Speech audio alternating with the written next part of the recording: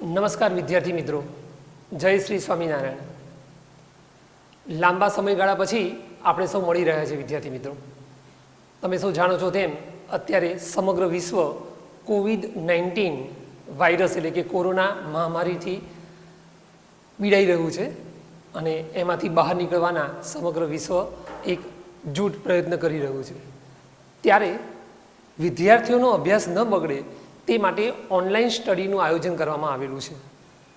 આપણે લગભગ 1.5 મહિના સુધીના સમયગાળા દરમિયાન ટોપ સ્કોરર એપ્લિકેશનમાંથી વિડીયો જોઈને અને ઓનલાઈન તમને PDF માધ્યમ દ્વારા અભ્યાસક્રમ ચાલુ રાખવામાં આવ્યો હતો.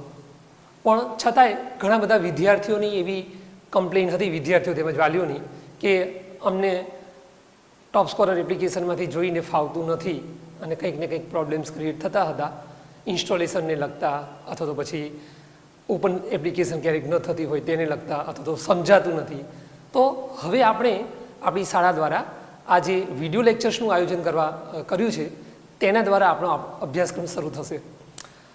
સૌથી પ્રથમ તમે સૌ જાણો છો તેમ હું તમારા લોકોનો ઇંગ્લિશ સબ્જેક્ટ લેવાનો છું, સ્ટાન્ડર્ડ 10થમાં અને 9થમાં બંનેમાં. હવે આપણે ઇંગ્લિશ સબ્જેક્ટની વાત કરીએ વિદ્યાર્થી મિત્રો, તો તમે સૌ જાણો છો તેમ આપણું જે ઇંગ્લિશની ટેક્સ્ટબુક છે એમાં ટોટલ 10 લેસન છે અને આ જે 10 લેસન છે એ ઉપરાંત આપણે બીજી 4 પોએમ્સ એટલે કે કવિતાનો પણ અભ્યાસ કરવાનો છે. તો એકંદરે આપણે ગણીએ તો 14 યુનિટનો આપણો ટોટલ અભ્યાસક્રમ થાય છે અને આપણી પાસે જૂન મહિનાથી સ્ટાર્ટ કરીએ અને આપણે મેક્સિમમ જાન્યુઆરી માસ સુધીનો સમય ગણીએ સિલેબસ ચલાવવા માટે, તો અંદાજિત આપણી પાસે 6 થી 7 મહિનાનો જેટલો સમયગાળો છે અને 14 આપણા યુનિટ્સ છે. તો તમે સૌ જાણો છો કે આપણે 14/7 કરીએ તો એપ્રોક્સિમેટલી દર મહિને આપણે 2 લેસન્સ કમ્પ્લીટ કરવા જોઈએ. એટલે હજુ આપણી પાસે ઘણો બધો સમયગાળો છે. પર્ટિક્યુલર આપણા ઇંગ્લિશ સબ્જેક્ટની વાત કરીએ તો હજુ આપણે મોડા નથી. અને ઇંગ્લિશમાં એક કહેવત છે, તમે સૌ જાણતા હશો, બેટર લેટ ધેન નેવર. એટલે મોડું પણ શરૂ કરવું વધારે સારું. ક્યારેય પ્રયત્ન ન કરવો અને એ જે તે બાબતને છોડી જ દેવી એના કરતાં એ બાબતને થોડી મોડી શરૂ કરીને પણ આપણે વધારે એને સારી ઇફેક્ટ આપીને વધારે સારા એફર્ટ્સ દ્વારા આપણે ધાર્યું પરિણામ પ્રાપ્ત કરી શકીએ. તો વિદ્યાર્થી મિત્રો, હજી આપણી પાસે મોડું નથી થયું, હજી આપણી પાસે ઘણો બધો સમયગાળો છે અને આપણે સૌએ આ સમયગાળાનો શ્રેષ્ઠ ઉપયોગ કરીને જે આપણને ઘરે બેઠા પણ અભ્યાસ કરવાની તક મળી છે તેને આપણે એક અવસર અને સંજોગમાં પલટી નાખવાની છે. તો વિદ્યાર્થી મિત્રો, આજે હવે વધારે સમય ન લેતા આપણે આપણી ટેક્સ્ટબુકનો લેસન નંબર 1 સ્ટાર્ટ કરીશું. તમને સૌને નમ્ર વિનંતી છે કે તમે તમારી સાથે જ્યારે આ વિડીયો જોતા હશો ત્યારે ટેક્સ્ટબુક લઈને બેસજો, કારણ કે કોઈ પણ લેંગ્વેજ એટલે કે ભાષાનો સબ્જેક્ટ હોય, વિષય હોય તો સાથે પાઠ્યપુસ્તક હોવું અનિવાર્ય છે. અને એમાંય પાછી આ તો ઇન્ટરનેશનલ લેંગ્વેજ છે અને આપણા ગુજરાતી મીડિયમના સ્ટુડન્ટ્સને અંગ્રેજીમાં ઘણી બધી તકલીફો રહેતી હોય છે. તો મારી એક તમને સોનેરી સલાહ છે, ગોલ્ડન એડવાઇસ છે કે વિધાઉટ ટેક્સ્ટબુક માત્ર એકલું સાંભળવાથી ઇંગ્લિશ તમને કદી નહીં આવડે. ભલે તમે ક્લાસરૂમમાં બેઠા હોય તો પણ તમારું કોન્સન્ટ્રેશન શિક્ષકના દરેકે દરેક શબ્દની સાથે ટેક્સ્ટબુકના વર્ડ સાથે જોડાયેલું હોવું જરૂરી છે. તો એ જ રીતે આ વિડીયો પણ તમે જુઓ, સાંભળો, પણ સાથે તમારી ટેક્સ્ટબુકને લઈને બેસવાનું ભૂલતા નહીં. ઓકે, તો બેસ્ટ ઓફ લક સૌને. અને આપણે શરૂઆત કરીએ. પેજ નંબર 2થી આપણું મેઇન લેસન શરૂ થાય છે. ટાઇટલ છે અગેન્સ્ટ ધ ઓડ્સ. હવે પહેલાં ટાઇટલને સમજીએ વિદ્યાર્થી મિત્રો કે શું કહેવા માંગે છે આ ટાઇટલમાં. અગેન્સ્ટ એટલે ની સામે, ની વિરુદ્ધ, અને ઓડ્સ, ઓડના 2 અર્થ થાય. એક તો ઓડ એટલે વિચિત્ર, સ્ટ્રેન્જ, અને આ લેસનની અંદર જે પર્ટિક્યુલર ઓડ્સ શબ્દ વાપરવામાં આવ્યો છે તેનો અર્થ થશે વિદ્યાર્થી મિત્રો વિઘ્ન, મુસીબત, અડચણ. મતલબ પાઠનું ટાઇટલ શું છે? મુસીબતોની સામે, મુસીબતોની વિરુદ્ધ આપણે કઈ રીતે જંગ લડવાનો છે.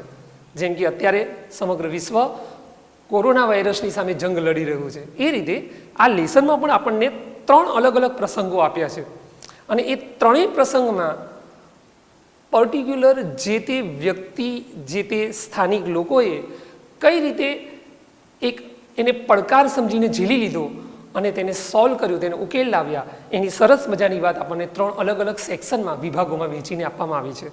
તો આપણો પહેલો જે પાર્ટ છે પહેલો વિભાગ છે એનું ટાઇટલ છે ટ્રેક્સ ટુ તાજનગર, એટલે કે તાજનગરનો રેલવે માર્ગ, રેલવેના પાટા. હવે તમને હું બ્રીફ ઇન્ટ્રોડક્શન ખાલી આ પ્રસંગનું આપી દઉં, પછી આપણે પેરેગ્રાફ વાઇઝ એની સમજૂતી જોઈએ. તો આ જે પર્ટિક્યુલર પ્રસંગ આપણને આપ્યો છે તાજનગરનો, એમાં શું આપ્યું છે, શું કહેવા માંગે છે ઓથર, અને આપણને શું એના દ્વારા મોરલ એટલે કે ઉપદેશ પ્રાપ્ત થાય છે, એ તો આપણે છેક અંતે જોઈશું. પણ માત્ર સમરી જોવા જઈએ તો તાજનગર નામનું એક નાનું એવું ગામ હતું જે દિલ્હીથી થોડા અંતરે આવેલું હતું. ગ્રામજનોને એકમાત્ર સમસ્યા એ હતી કે તેમના ગામમાંથી રેલવે લાઇન તો પસાર થતી હતી, પરંતુ તેમના ગામમાં પોતાનું રેલવે સ્ટેશન ન હતું. હવે સ્વાભાવિક છે કે રેલવે તંત્ર પાસે પણ એટલું બધું ફંડ ના હોય કે જેથી તેઓ દરેક ગામે ગામ નાના નાના રેલવે સ્ટેશનો બનાવીને લોકોને ફેસિલિટી પ્રોવાઈડ કરી શકે, એટલે કે પૂરી પાડી શકે. તો રેલવે તંત્રની સામે રજૂઆત કર્યા પછી, ગવર્મેન્ટ સમક્ષ રજૂઆત કર્યા પછી જ્યારે ગ્રામજનોને લાગ્યું કે આમાં સરકાર કે રેલવે તંત્ર આપણી કોઈ સહાયતા નહીં કરી શકે, ત્યારે એ લોકોએ આ સમગ્ર ઘટના પોતાના હાથમાં લીધી અને પોતાની જાતે તેનો ઉકેલ લાવવાનો પ્રયત્ન કર્યો. અને કેવી રીતે ઉકેલ લાવ્યા એ જ તો આપણે લેસનમાં ભણવાનું છે. વધારે કહી દઈશ તો પછી તમને પેરેગ્રાફમાં મજા નહીં આવે. તો હવે આપણે સ્ટાર્ટ કરીએ છીએ આપણો ફર્સ્ટ લેસનનો first part, tracks to Tajnagar, એટલે કે તાજનગરનો રેલવે માર્ગ. Okay, concentrate on first paragraph. પહેલા પેરેગ્રાફ ઉપર ખાસ કોન્સન્ટ્રેટ કરજો. For 25 years residents of Tajnagar village near Gurgaon lobbied for a railway station in their village. આ એક સેન્ટેન્સ આપણું કમ્પ્લીટ થયું. શું કહેવા માંગે છે આ સેન્ટેન્સમાં કે 25 વર્ષોથી તાજનગરના જે રેસિડેન્ટ્સ એટલે કે નિવાસીઓ હતા, રહેનાર જે પ્રજા હતી, લોકો હતા, તેમણે ગવર્મેન્ટ એટલે કે સરકાર સમક્ષ પોતાના ગામમાં રેલવે સ્ટેશન બનાવવા માટે લોબી એટલે કે પ્રયાસો કર્યા, પ્રયત્નો કર્યા, સતત પ્રયત્નો કર્યા. When their demand was not met, પણ જ્યારે તેમની ડિમાન્ડ એટલે કે માંગણી સંતોષવામાં ન આવી ત્યારે શું થયું વિદ્યાર્થી મિત્રો? The villagers decided to take, ત્યારે વિલેજર્સ એટલે કે ગ્રામજનોએ નક્કી કર્યું. શું નક્કી કર્યું? તો તેમણે નક્કી કર્યું to take matters into their own hands, કે આ બાબતને આપણે પોતાના હાથમાં લેવી પડશે. કારણ કે તે લોકો માત્ર વિચારવામાં સમય બરબાદ કરવા નહોતા ઈચ્છતા, અને જે વ્યક્તિ માત્ર વિચારે જ જાય છે અને કોઈ ચોક્કસ સ્ટેપ નથી ઉઠાવતું, એ ક્યારેય પોતાના ધ્યેય સુધી પહોંચી શકતું નથી. તો ગ્રામજનોએ નક્કી કર્યું કે હવે આપણે આ પડકાર સમજીને આને સોલ્વ કરવાનો છે, ઉકેલ કરવાનો છે. ધે પુલ્ડ ઇન, નવો વર્ડ છે વિદ્યાર્થી મિત્રો. પુલ ઇન એટલે એકત્ર કરવું, ભેગું કરવું, મીન્સ કે collect. They pulled in 21 lakh rupees and built a railway station on their own. તેઓએ સમગ્ર ગ્રામજનો પાસે ભેગા મળીને 21 લાખ રૂપીસ એટલે કે 21 લાખ રૂપિયાનું ફંડ, ભંડોળ એકત્ર કર્યું અને પોતાની જાતે રેલવે સ્ટેશન બાંધ્યું. તો અહીંયા આપણો ફર્સ્ટ પેરેગ્રાફ કમ્પ્લીટ થાય છે. હવે એ પેરેગ્રાફમાં જે 2-3 હાર્ડ વર્ડ્સ છે એ હું તમને આ બોર્ડ ઉપર લખીને સમજાવું છું. જરા એના પર ખાસ કોન્સન્ટ્રેટ કરીને એને તૈયાર કરી લેજો.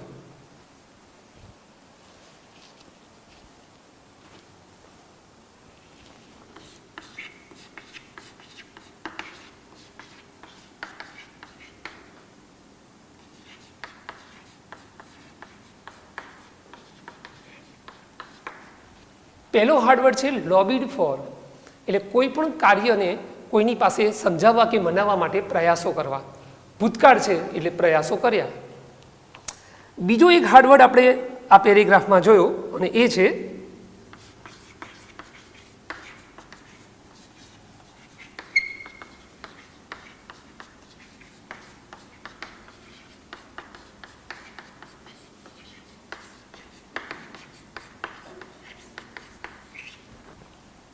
ડિમાન્ડ વોઝ નોટ મેટ, એટલે કે માંગણી ન સંતોષાઈ. અન્ય એક હાર્ડવર્ડ આપણે જોઈશું વિદ્યાર્થી મિત્રો, જે ત્રીજો હાર્ડવર્ડ છે આ પેરેગ્રાફમાં.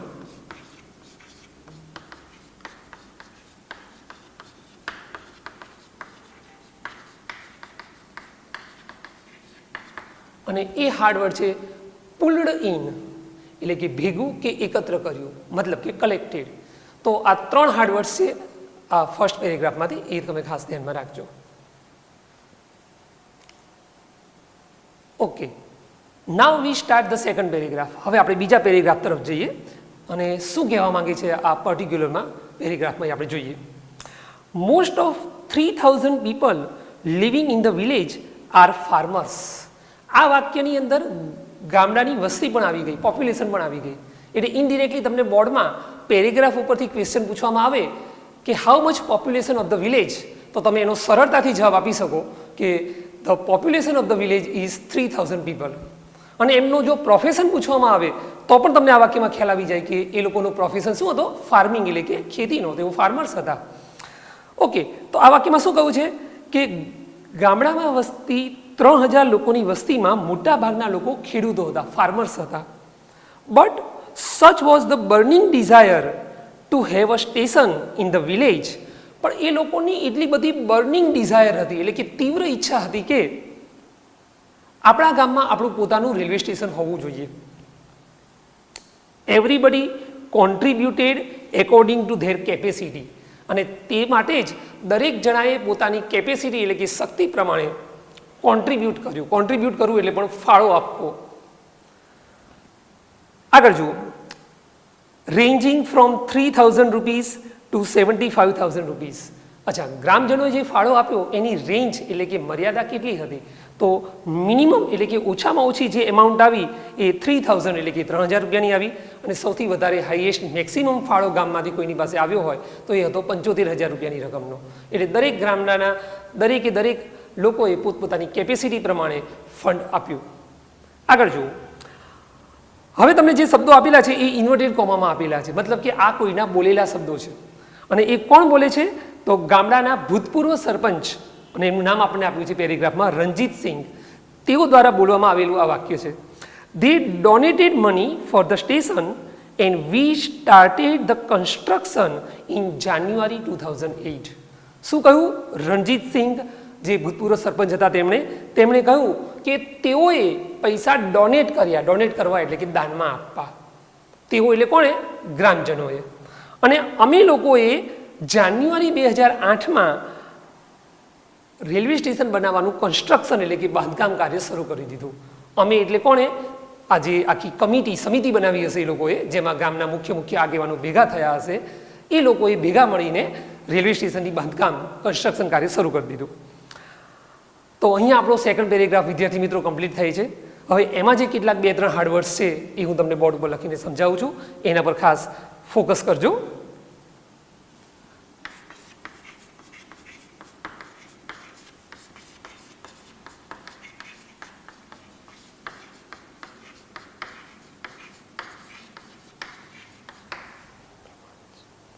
એક વર્ડ છે બર્નિંગ ડિઝાયર, એટલે તીવ્ર પ્રબળ ઈચ્છા.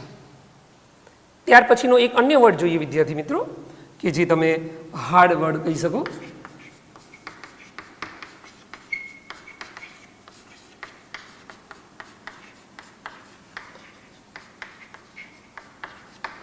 કોન્ટ્રીબ્યુટેડ, એટલે કે ફાળો કે યોગદાન આપ્યું. આના પરથી નાઉન ફોર્મ બનશે કોન્ટ્રીબ્યુશન. અને અન્ય એક લાસ્ટ હાર્ડવર્ડ છે એ પણ જરા જોઈ લઈએ. દાનમાં આપવા માટેનો શબ્દ છે ડોનેટ, એટલે દાન આપવું. ઓકે, તો આ 3 શબ્દો જે આપણા સેકન્ડ પેરેગ્રાફમાંથી નીકળે છે હાર્ડવર્ડ્સ તરીકે, એને ખાસ ફોકસ કરજો. Okay, now we are going to on third paragraph. હવે આપણે ત્રીજા પેરેગ્રાફ તરફ જઈ રહ્યા છીએ, જે સૌથી મોટો પેરેગ્રાફ છે આ પહેલા પણ જે આપણને પ્રસંગ આપ્યો છે તેનો. અને એ આખો પેરેગ્રાફ પણ કોઈ વ્યક્તિના બોલેલું વક્તવ્ય એટલે કે ભાષણનો છે, અને એટલા માટે જ આપણને ઇન્વર્ટેડ કોમામાં આપ્યો છે. અને એ વ્યક્તિનું નામ આપણને પેરેગ્રાફના છેક અંત ભાગમાં આપ્યું છે. એનું નામ છે હુકમચંદ, જે ગામડાની ભેગા મળીને એ લોકોએ જે કમિટી એટલે કે સમિતિ બનાવી હતી એના એક મેમ્બર એટલે કે સભ્ય હતા. બરાબર, તો એ હુકમચંદે શું કહ્યું એ આપણે જોતા જઈએ. There are a large number of people in the village who need to go to Gurgaon, Delhi and Rewar. શું કહ્યું હુકમચંદે? કે અમારા ગામમાં મોટા ભાગના જે લોકો હતા એમને દરરોજ 3 સ્થળે અપડાઉન કરવું પડતું હતું. કયા 3 સ્થળો? એક તો ગુરગાંવ, સેકન્ડ નંબર દિલ્હી, અને ત્રીજા નંબરનું રેવાર. કોઈને કોઈ કાર્ય માટે એ લોકોને ત્યાં દરરોજ અપડાઉન કરવું પડતું હતું. There are students who go to colleges એ ઉપરાંત ગામડામાં કેટલાક વિદ્યાર્થીઓ પણ હતા કે જેમને દરરોજ કોલેજે શિક્ષણ કાર્ય માટે જવું પડતું હતું. Till now we had to either go to Halimandi or Patli to catch a train. અત્યાર સુધી તે લોકોને ટ્રેન પકડવા માટે કયા બે સ્થળોએ જવું પડતું હતું વિદ્યાર્થી મિત્રો? તો અહીંયા આપણને આપ્યું છે, એક સ્થળ હતું હાલીમંડી અને બીજું સ્થળ હતું પાટલી. ત્યાં એ લોકોને ટ્રેન પકડવા માટે જવું પડતું હતું.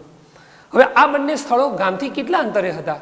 તો એ આપણને આપ્યું છે, both the stations are 6 kilometres away from Tajnagar. ગામથી આ બંને સ્થળો એક સરખા અંતરે એટલે કે 6 કિલોમીટર દૂર આવેલા હતા. હવે સ્વાભાવિક છે કે 6 કિલોમીટરનું અંતર એ કંઈ નાનું સૂનું ન કહેવાય, અને ગામડામાં ટ્રાન્સપોર્ટેશનની ફેસિલિટી એટલે કે વાહન વ્યવહારની સગવડ પણ એટલી બધી નથી હોતી શહેરી વિસ્તાર જેટલી, કે જેથી લોકો ઝડપથી ત્યાં જઈ શકે. તો આ એક સમસ્યા હોવાના કારણે એ લોકોના મનમાં આ માંગણી ઊભી થઈ કે આપણે પોતાના ગામમાં રેલવે સ્ટેશનની માંગણી ઊભી કરીએ. We thought when the railway lines passed through the village we would have a station here. એ લોકોએ વિચાર્યું કે જો આપણા ગામમાં રેલવેની લાઈનો પસાર થાય છે, રેલવેના પાટા છે, તો પછી આપણે રજૂઆત કરીએ સરકાર સમક્ષ તો કદાચ આપણને રેલવે સ્ટેશન પણ મળી જાય પોતાનું. તેથી એ લોકોએ શું કર્યું? તો એ લોકોએ સરકાર સમક્ષ એની માંગણી ઊભી કરી. But that didn't happen. પણ એમની માંગણી સંતોષાઈ નહીં, જે આપણે આગળ જોઈ ગયું. ડીડન્ટ હેપન એટલે આવું કશું બન્યું નહીં. આગળ જુઓ. સો વી રેઝડ ધ ડિમાન્ડ ઇન 1982. અચ્છા, હવે એ લોકોએ આ માંગણી 1-2 વર્ષ પહેલા ઊભી કરી તેવું નહોતું વિદ્યાર્થી મિત્રો. આ માંગણી એમને સૌથી પ્રથમ સરકાર સમક્ષ 1982 એટલે કે 1982ની સાલમાં ઊભી કરી હતી. And have been continuously asking for it. અને એ લોકોએ તેના માટે સતત માંગ ચાલુ ને ચાલુ રાખી હતી, કારણ કે આ તો સરકારી કામ છે. તમે જાણો છો કે સરકારી કામકાજમાં કેટલો બધો સમય લાગતો હોય છે જનરલી. તો આ લોકોએ 1982ની સાલથી 2008ની સાલ સુધી સતત આ માંગણી ગવર્મેન્ટ સમક્ષ મૂકતા રહ્યા, અપડેટ કરતા રહ્યા. But the railways told us that. પણ છેવટે રેલવે તંત્રએ કંટાળીને કહી દીધું. શું કહી દીધું? They did not have funds. કે અમારી પાસે પૂરતું ફંડ, ભંડોળ છે જ નહીં રેલવે સ્ટેશન બનાવવા માટે. So finally we decided to cart hour on destiny. તેથી અમે લોકોએ એટલે કે ગ્રામજનોએ ભેગા મળીને નક્કી કર્યું કે આપણે આપણી ડેસ્ટિની એટલે કે ભાગ્ય, નસીબનું જાતે ક્રાફ્ટ કરીએ, એટલે કે ઘડતર કરીએ. અને વિદ્યાર્થી મિત્રો, તમે સૌ જાણો જ છો કે જ્યારે કોઈ વ્યક્તિનો જુસ્સો આટલો બધો બુલંદ હોય ત્યારે એને કોઈ પણ અડચણ રોકી શકતી નથી. ગુજરાતીમાં આપણે કહેવત છે કે અડગ મનના માનવીને હિમાલય પણ નડતો નથી. તો અહીંયા આપણો 3rd પેરેગ્રાફ પૂરો થાય છે, જે હુકમચંદ દ્વારા કહેવામાં આવેલું વક્તવ્ય આપણને અહીંયા આપેલું છે. તો એમાં આવતા હાર્ડવર્ડ્સ હું તમને લખું છું, એના પર ખાસ કોન્સન્ટ્રેટ કરી દેજો.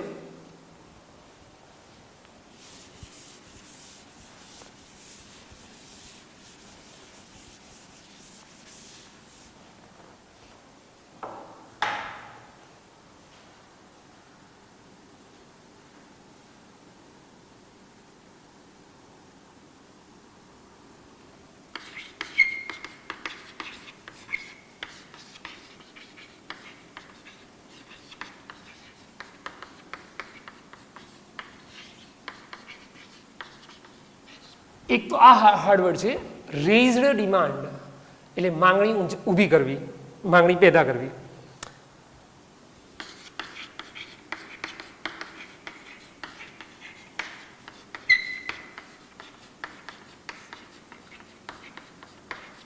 પછી વિદ્યાર્થી મિત્રો, એડવર્બ તરીકે વપરાતો શબ્દ કન્ટિન્યુઅસલી આપવામાં આવ્યો છે, સતતપણે, without any break.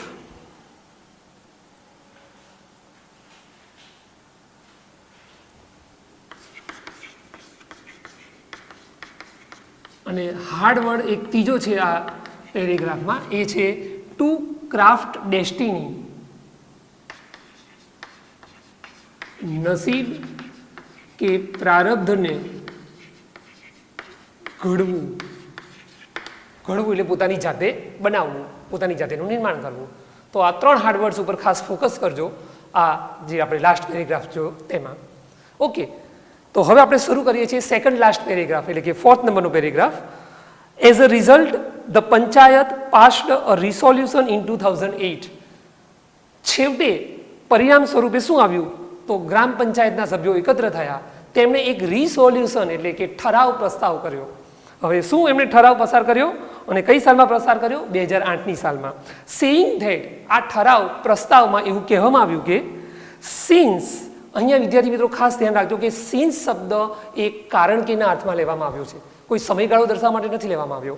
Since the railway was not able to build a station for them, એમણે ઠરાવમાં એવું કહ્યું કે રેલવે આપણા માટે સ્ટેશન બનાવી શકે તેવી અવસ્થામાં નથી, તો they would do it for themselves, તેમને પોતાની જાતે આ રેલવે સ્ટેશન બનાવવું પડશે કોઈ પણ પ્રકારે, and with their own money, અને એ પણ પાછું પોતાના સ્વ ખર્ચે, કારણ કે ગવર્મેન્ટ આમાં કોઈ પ્રકારનો લોન પણ આપવા નહોતી માંગતી કે કોઈ પણ પ્રકારની નાણાકીય સહાય પણ કરવા નહોતી માંગતી. Soon an 11-member team was formed, તરત જ ગ્રામ પંચાયતે 11 સભ્યોની એક ટીમ બનાવી, કમિટી બનાવી. And the team started collecting money from villagers, અને આ જે 11 સભ્યોની ટીમ હતી એને ઘરે ઘરે ફરીને દરેક ગ્રામજન પાસેથી પૈસા ઉઘરાવવાની શરૂઆત કરી. તો આ આપણી ચોથા પેરેગ્રાફની વિગત અહીંયા પૂરી થઈ. એમાં 1-2 હાર્ડવર્ડ્સ છે, જરા એ ફટાફટ આપણે જોઈ લઈએ. રિઝોલ્યુશન એટલે ઠરાવ કે પ્રસ્તાવ,